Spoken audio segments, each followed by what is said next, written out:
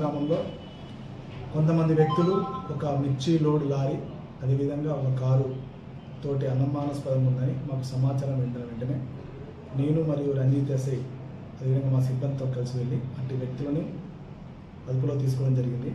వారిని విచారించిన క్రమంలో వారు ఇటు లారీ గుంటూరు నుండి బయలుదేరి మిర్చి లోడ్ తోటి సుమారు 15 టన్నుల మిర్చి లోడు 13 లక్షల రూపాయల విలువ కలది బంగ్లాదేశ్ బోర్డర్కి వెళ్తుంది. ఏలూరు అవుట్కట్స్లో హైవే మీద ఇట్టి లారీని డ్రైవర్ని ఆపి డ్రైవర్ని అక్కడ బెదిరించి కింద దింపేసి అట్టి లారీని ఇక్కడికి తీసుకురావడం జరిగింది. దీంట్లో 4 వ్యక్తులలో మణికంఠ అనే వ్యక్తి ప్రస్తుతం మనుగురులో ఉంటున్నాడు. ఇతని ప్రాపర్ కూడా విజయవాడే. ఈ నూతన్ కుమార్, హరికృష్ణ, తేజ్ కుమార్ ఈ 3 వ్యక్తులు కూడా గుంటూరుకు సంబంధించిన వ్యక్తులు. వీరు అక్కడి నుంచి దొంగతనం తీసుకొని వచ్చి ఇక్కడికి రావడం జరిగింది. వీటి మీద ఏలూరు దెందులూరు పోలీస్ స్టేషన్లో ఆల్రెడీ కేసు నమోదైందని అట్టి ఆ పోలీస్ వారికి మేము సమాచారం అందించడం జరిగింది.